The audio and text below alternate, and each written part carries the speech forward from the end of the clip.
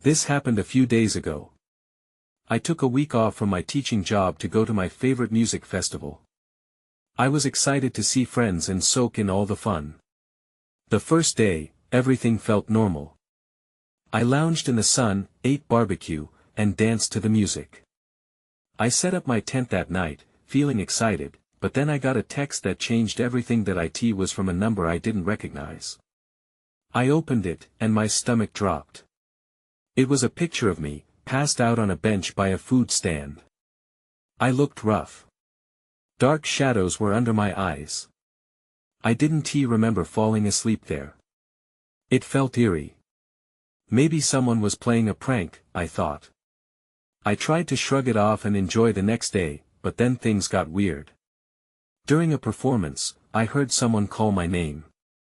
I turned around, expecting to see a friend, but no one looked familiar. It happened again and again.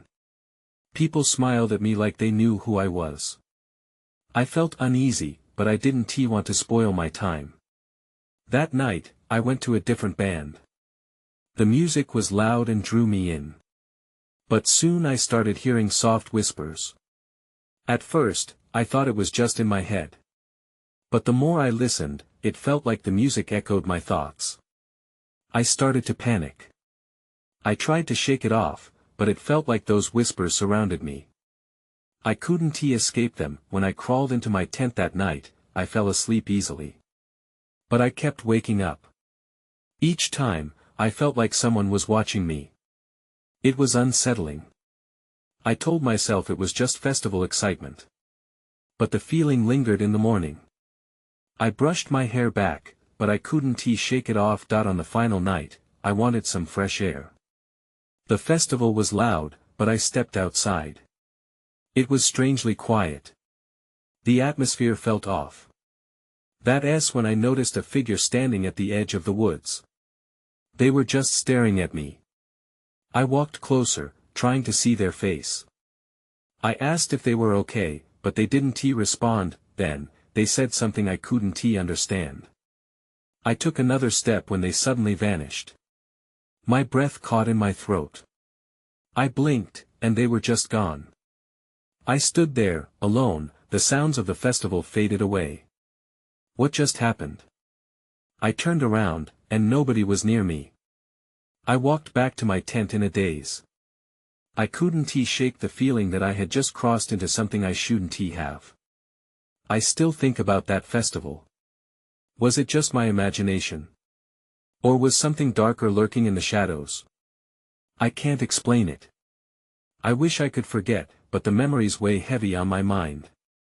The next day after returning home felt surreal. I unpacked my gear, but it didn't feel as satisfying as it usually did. I tried to share my experiences with my friends, but every time I started to speak about the figure in the woods or the whispers, I felt a wave of confusion wash over me. It was like they were deaf to my fears. They laughed and asked if I was just sleep-deprived from all the festival fun that I decided to go for a walk to clear my head. The sun was bright, but my thoughts were dark. The image of that stranger haunted me. I tried to rationalize it. Maybe my mind was playing tricks after too little sleep. I was eager to move on, but something deep inside me resisted. It was as if a thread was tugging at reality, pulling me back to the festival. That evening, I received another text. I recognized the number this time. Yet another message from the same unknown sender. My heart raced as I unlocked my phone. The message simply read, "You're not alone." I felt a chill creep up my spine. Who was sending this? What did it mean? I considered ignoring it. Maybe it was someone from the festival, just another joke, perhaps. But I couldn't shake the feeling of dread. It felt too pointed, too ominous. Looking around my quiet room, I felt hunted, even in the safety of my own home. I needed answers, and I wasn't sure where to go for them. The next day, I decided to return to the festival grounds. They were supposed to host a wrap-up event, and I thought maybe I'd run into someone who could tell me more about what had happened when I had passed out. The anxiety built up as I drove there, my stomach twisting into knots. When I arrived, the area looked drastically different. Gone were the stages and tents. The remnants of the festival were being cleaned away, but there was a weird energy in the air. I found a few stragglers, but none seemed to recognize my frantic need for information. I felt like I was searching for something I couldn't name. Then, something caught my eye.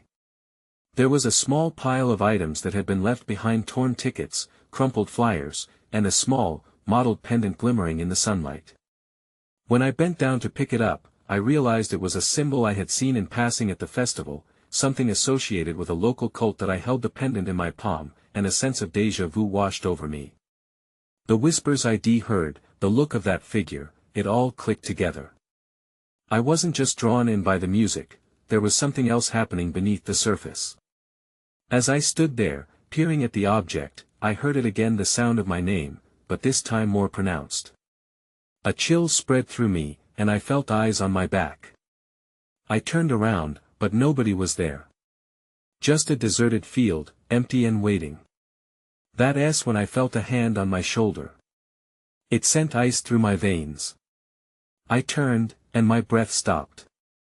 A familiar face stared back at me, a twisted smile creeping across their lips, as they whispered, "You've been looking for us." I didn't know what to do next. The last thing I remember was the pendant slipping from my fingers, hitting the ground with a soft thud as everything around me darkened. The world spun, and I felt myself drifting as darkness enveloped me. I wasn't sure how long I was out, but when I came to, I found myself lying on the grass, still at the festival grounds. The sun was lower in the sky, casting long shadows that made the empty field seem even more ghostly. That I sat up slowly, and my heart raced again as I remembered the face, the words. Panic flared in my chest. Was I actually in danger? I quickly looked around for any signs of life, but the place felt deserted. Just some cleanup crews in the distance, occasionally glancing over but otherwise oblivious to my distress. That I reached for my phone to check the time. My hands trembled as I unlocked it, but there were no new messages. The last text haunted me: "You're not alone." The words repeated in my head, echoing the whispers that had woken me from whatever state I had been in. I had to find out what they wanted. I pushed myself up, dusting off my clothes, and scanned the area for the stranger. Maybe they were still around. I stepped toward where the cleanup was happening, hoping someone might have seen something. As I approached, I noticed a woman sitting on a folding chair, her eyes glazed over and staring blankly at the ground. The sight sent a shiver down my spine. She looked familiar, though I couldn't remember where I had seen her. Something about her presence felt off, like she belonged to a different reality. I cleared my throat and took a step closer. "Excuse me," I said, trying to sound steady. "Do you know anything about the festival? I mean, what happened yesterday? Do you remember a guy who..." My voice trailed off, my uncertainty creeping in. She snapped her head toward me, eyes wide and alert, as if she had just woken up from a dream. "You shouldn't be here," she said in a low voice, a hint of urgency creeping in. "They're still looking for you." A knot formed in my stomach. "Who? What do you mean? Don't you see? You're part of this now," she said, gripping the armrests of her chair as if the weight of her words threatened to pull her down. "They'll come for you if you don't leave. You need to." Before she could finish, a sound interrupted us, a sharp crack from the edge of the field. I turned, squinting into the shadows to see a figure emerging from the tree line. My heart sank. It was the same silhouette I recognized from the night of the whispers. I didn't think, I just ran. I dashed toward my car, adrenaline pumping as I glanced behind me. The figure was moving, gliding through the grass with an unnerving grace. The woman's voice echoed behind me, "You can't run from them." But I had no intention of stopping. I reached my car, yanked the door open, and hit the lock button as I slid inside. Gasping for breath, I fumbled with the keys and started the engine. It was time to escape, but as I glanced into the rearview mirror, I saw the figure standing still at the edge of the field, watching me. Then everything was silent, too quiet. I put the car in gear. I couldn't stay another second. As I peeled away, I knew this wasn't over. Somehow, they were still with me. And I had a feeling I hadn't heard the last of that woman. The drive back home felt like a blur. I was on autopilot, my mind racing with thoughts that didn't quite connect. I gripped the steering wheel until my knuckles turned white. Every shadow beside the road seemed to twist and lurk, and every rustle of leaves made me jump. What did the woman mean by part of this? And who were they? My questions swirled like a storm. I turned the radio on to drown them out, but the noise only added to the chaos. All I wanted was some clarity. As I pulled into my driveway, I noticed my front door was slightly ajar. I parked quickly and stepped out, my heart pounding. I approached the house cautiously, my instincts screaming that something was wrong. I pushed the door open wider, the creaking sound echoing eerily in the silence. "Hello?" I called out, my voice shaky. No answer. I stepped inside. The emptiness felt heavy, each room casting shadows that loomed and danced in the dim light. I walked through the living room, half expecting someone to jump out at me. That's when I saw it. A piece of paper lying on the coffee table. My breath caught in my throat as I approached, recognizing my own handwriting. I picked it up, my pulse racing. The words were frantic, looping in on themselves. "They're coming. Don't trust anyone. Find the key." "What key?" I muttered under my breath, glancing around the room. The last thing I remembered was collapsing at the festival. How could I have written this? I heard a soft thud from the back of the house. My heart skipped as I turned, mind racing. I moved quietly toward the source, each step calculated. When I reached the kitchen, the window was open. A breeze fluttered the curtains, but there was no sign of anything else. Just my unease wrapping around me tightly. I scanned the room. Had someone been in here? Then I spotted a small, rusty key hanging from a nail above the sink. I didn't remember putting it there. Did it belong to the basement? I fought against the urge to dismiss it, but something pulled me closer. I hesitated. Should I really be searching for whatever lay beneath? A part of me knew this wasn't just some forgotten moment. This was the thread connecting the whispers from before. Before I could think better of it, I snatched the key and headed towards the basement door. My breaths came fast, the dread building inside me like a heavy storm cloud. As I turned the knob, I thought I heard a soft, chilling sound echoing from the darkness below. My skin prickled. I had no idea what awaited me down there, but whatever it was, my curiosity wouldn't let me turn back. I took a deep breath, gripped the cold doorknob, and pulled the door open. The staircase led down into darkness, and I took my first step into the unknown. The stairs creaked under my weight, each step echoing like a warning. I could barely see in the dim light, but I felt the cold air wrap around me like a damp shroud. My heart raced as I moved deeper. I had to know what was down there. The first thing I noticed was the smell, a mix of damp earth and something else that made my stomach turn.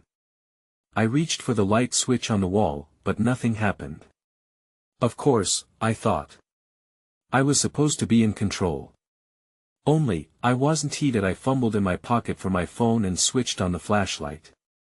The beam cut through the darkness, revealing a small, cluttered basement filled with cobwebs and old boxes. Instinct told me to turn back, to escape this suffocating space.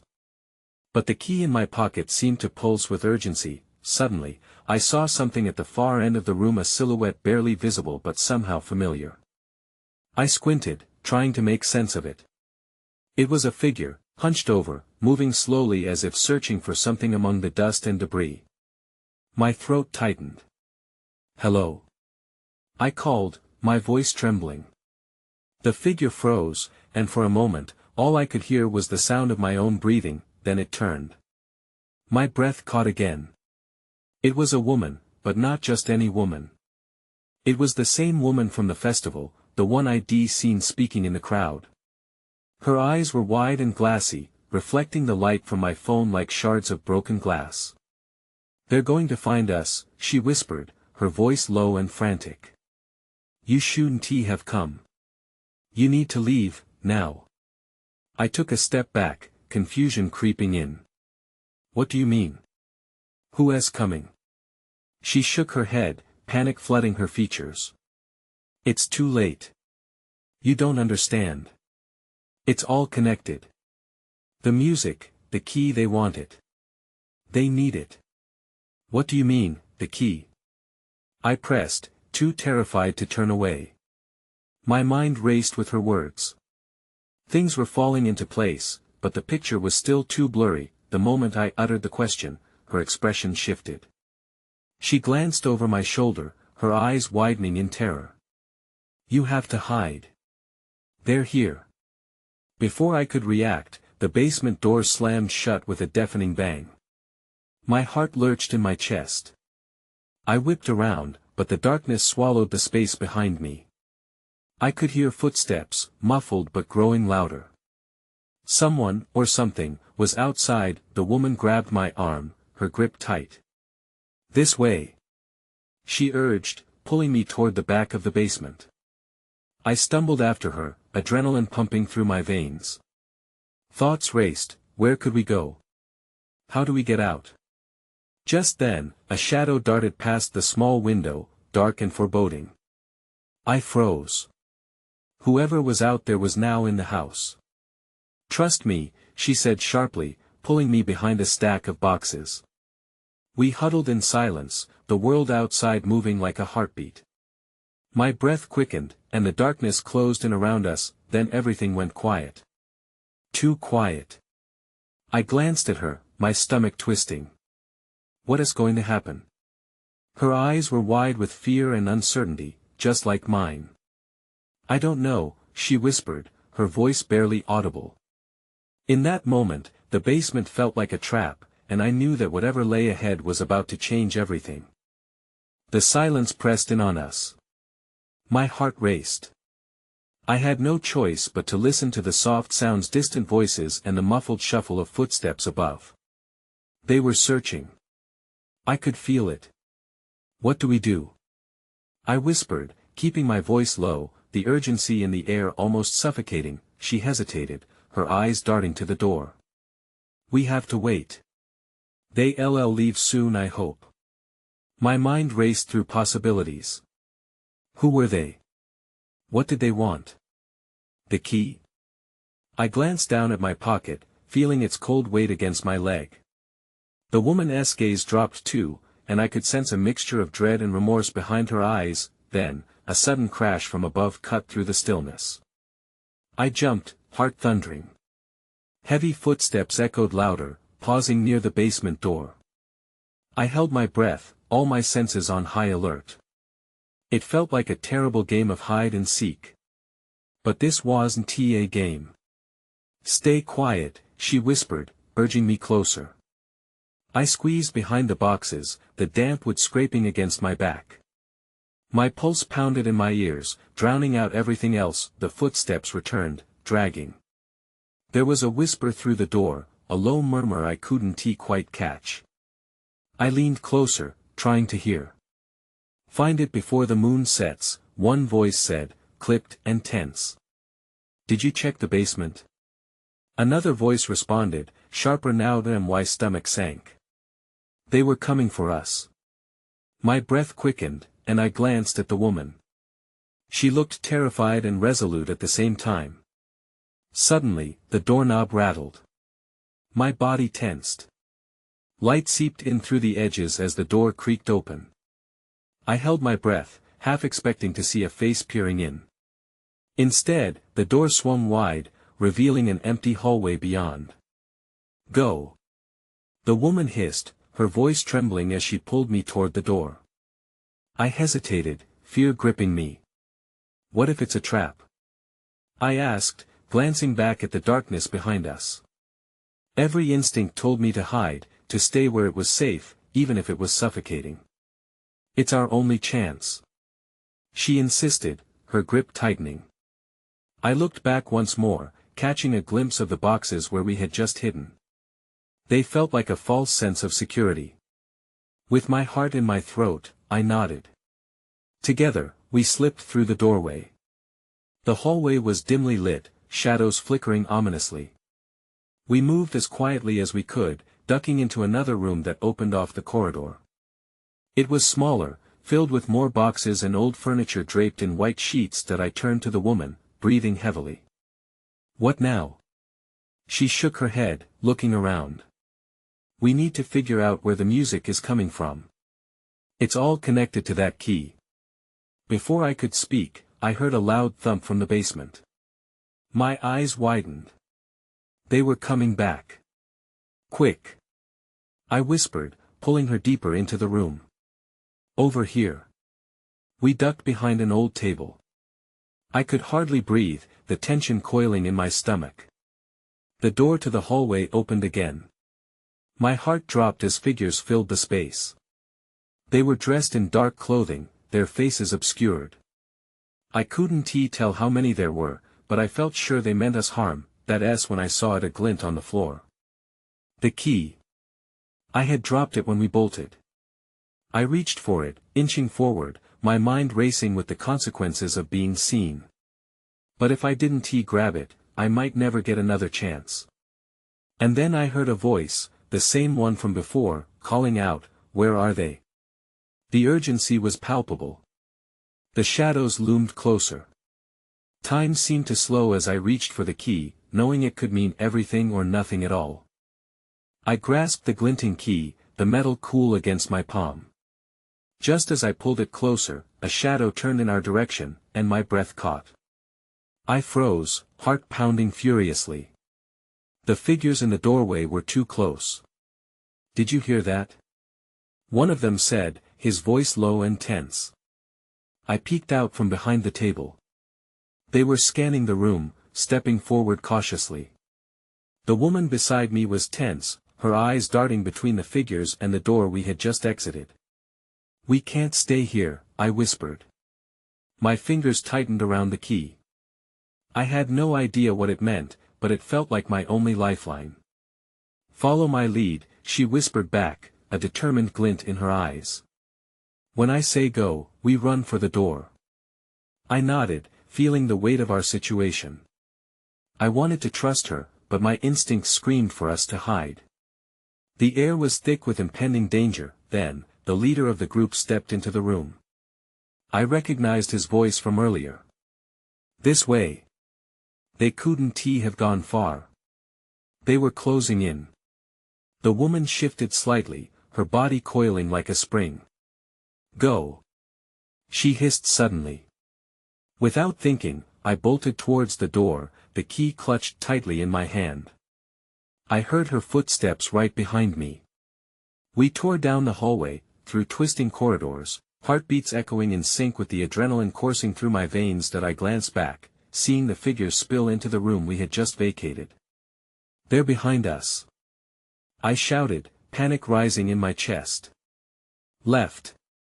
she cried, veering sharply into another dim corridor.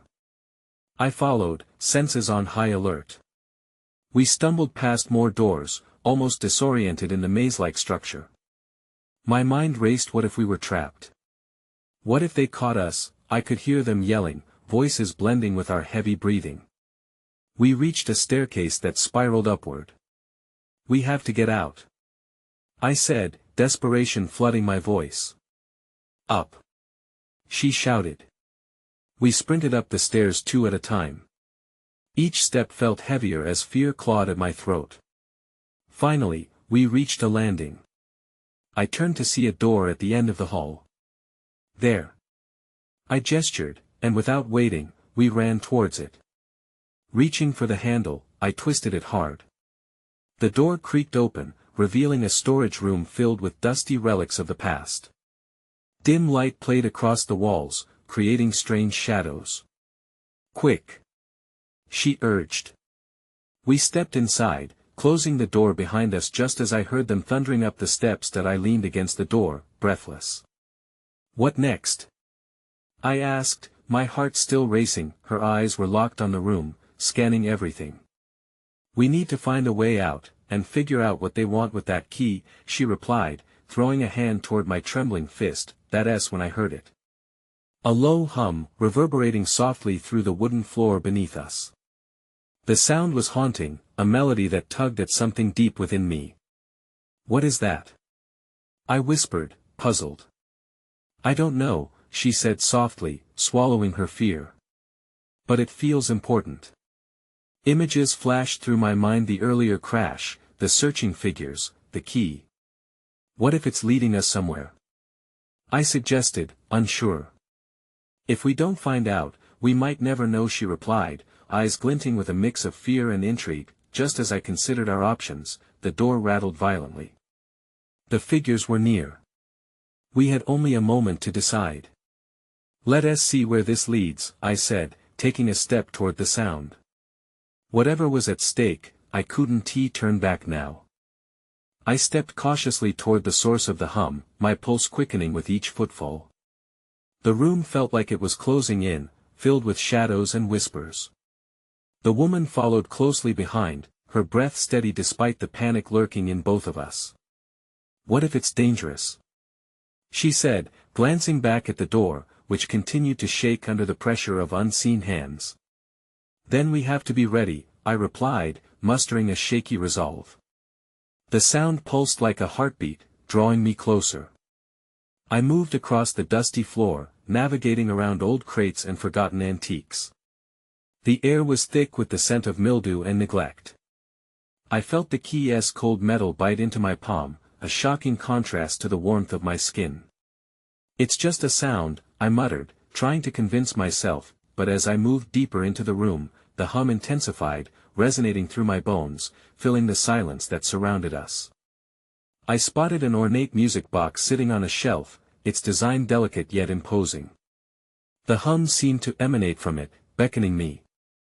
I reached out, my fingers trembling in anticipation. "Wait," she warned, stepping closer, her eyes shining with caution. "What if it opens a door we can't close?" I hesitated, the thought freezing me for a moment.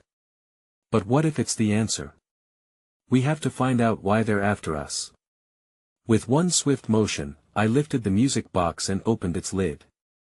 The instant I did, the hum erupted into a melody, filling the room with an eerie resonance.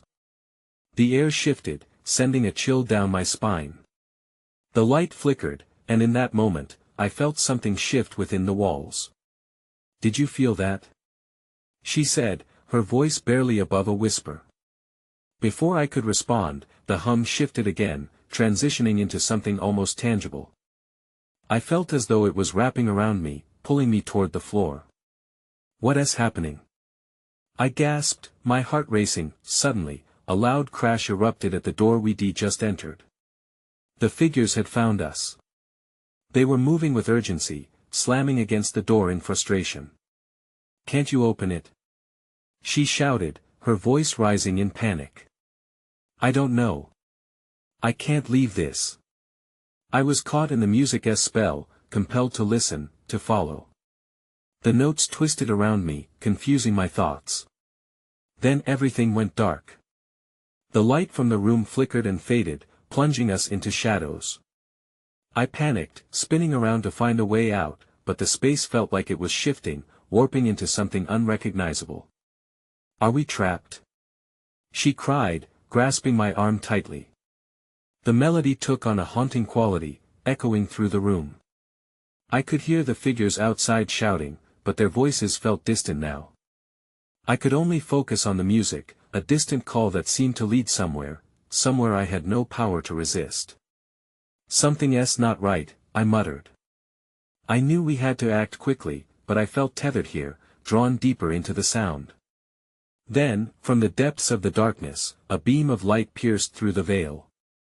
I could see something shining in the corner, a door, barely ajar. "Over there!" I shouted, breaking the trance. I pulled her toward the light, praying it was an exit and not another trap. As we rushed toward it, I felt the music fading, but the urgency remained.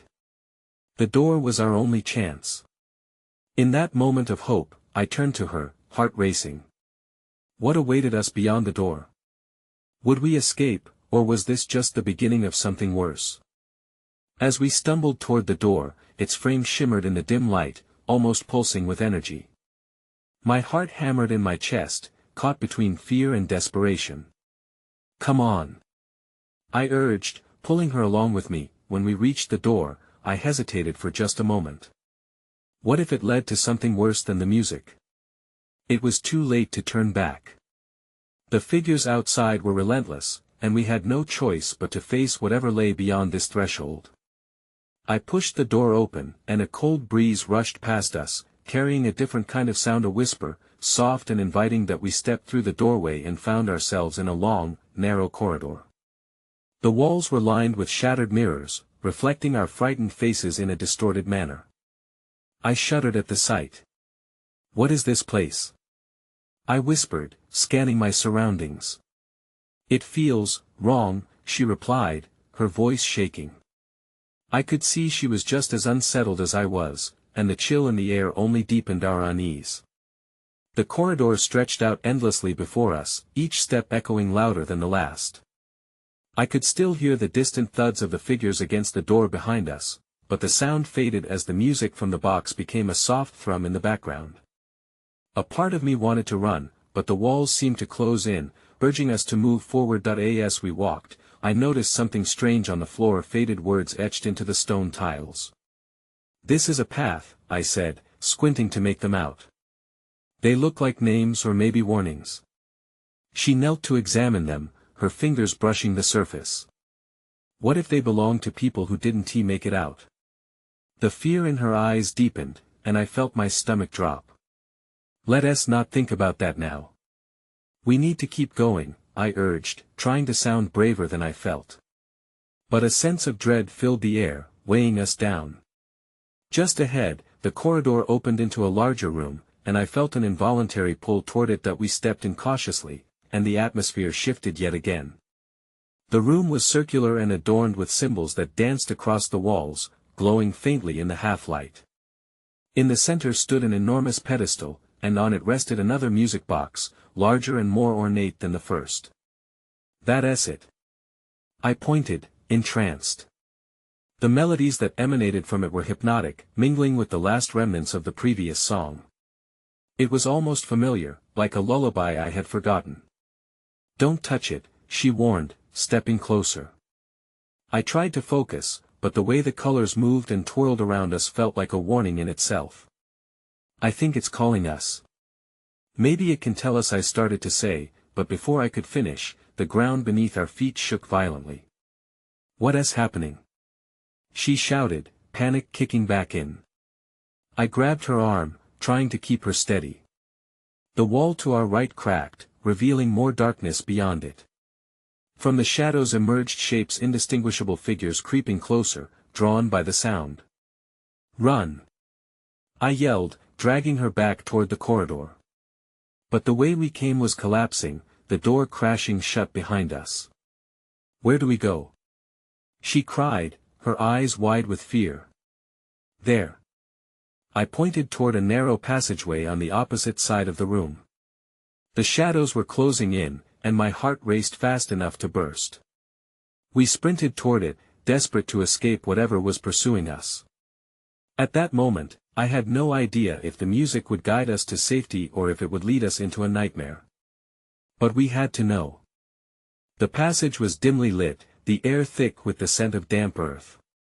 As we hurried down the corridor, I could hear the echoes of the music behind us, pulsing a steady beat like a heartbeat. I glanced at the woman, her face illuminated by the faint light, and though fear clouded her features, there was also a determination in her eyes. We had come too far, there was no turning back now. Rounding a corner, the passage opened into a vast underground chamber. The walls were covered in intricate carvings that glowed softly, pulsing in time with the eerie melody drifting through the air. In the center stood an altar, adorned with various artifacts that shimmered like stars in the dim light, a stark contrast to the creeping shadows that filled the edges of the room. "This is it," I said, feeling compelled to step closer. A wave of energy radiated from the altar, drawing me in like a moth to a flame. I wanted to touch the music box resting on the altar, but a sense of foreboding held me back. The woman stood beside me, biting her lip. "We shouldn't stay here too long. It feels like a trap."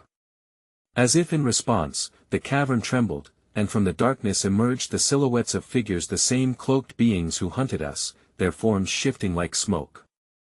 My heart sank as I realized the woman had been right, they were drawn to the music just like we were. "We need to go, now," I urged, grabbing her wrist, but she didn't move. Instead, she stared at the artifact on the altar, entranced. "No, wait. I think it can help us." The pulse of the music grew louder, reverberating in my chest. "We don't have time for this," I shouted, my panic rising. That a figure stepped forward from the shadows, its face hidden beneath a dark hood. "You've come to understand," it said, its voice echoing in the vast chamber. "You are part of it now, connected to the song that binds us." I took a step back, the cold realization crashing down on me. Connected to what? Who are you? I demanded. Those who listen may find their fears unleashed, but only those who dare can truly understand. The figure lifted a hand, and suddenly, I was enveloped in a cold, numbing darkness. "Hold on!" I yelled to the woman, who was now starting to fade from view, her silhouette dissolving into the shadows. I lunged for her, but the darkness twisted, pulling me away from her reach. Then, the room exploded with light. I was thrown back as the music crescendoed, enveloping me in a blinding wave. As the brilliance washed over me, images flashed before my eyes, fragments of memories, people locked in despair, whispers of the festival's past echoing through time. I saw faces I didn't recognize but which felt intimately familiar. Suddenly, everything stopped. The light faded, and I found myself lying on the cold stone floor of the cavern, heart pounding. Blinking to adjust to the dim lighting, I panicked. Where was she? "Where are you?" I called out, my voice echoing against the walls. I scrambled to my feet, searching frantically. Time seemed to stretch endlessly when I saw her, a distant silhouette standing by the altar. My breath caught in my throat. I ran toward her, but as I neared, she turned. Her eyes were wide, but there was something more, an eerie calmness, as if she had accepted a fate I could not comprehend. "They are awakening," she whispered, her voice distant, as if she were speaking from a great distance. "We can't stop it. We're part of the cycle." "Part of what cycle?" I exclaimed, reaching out to her, desperate to connect. "No. We can fight this. They're waiting, don't you see? To let go is to be free." A gentle, sad smile graced her lips as though she had finally understood a truth that eluded me. I shook my head. "No. We need to escape." But the shadows began to close in again, whispering her name and mine, pulling at us, entwining us in the music that filled the air. I felt them take hold, dragging me toward the altar. "Fight this!" I shouted, my heart racing. As the darkness wrapped around me, tendrils of light flickered from the altar, casting a strange glow on the figures that emerged from the shadows, friends, strangers, lost souls, all intertwined in the melody that spiraled up into the void. In that moment, I understood the truth of the festival, of the music. It was both a call and a curse. A promise of connection destined to drown us in our own fears. Then everything went quiet. The music faded.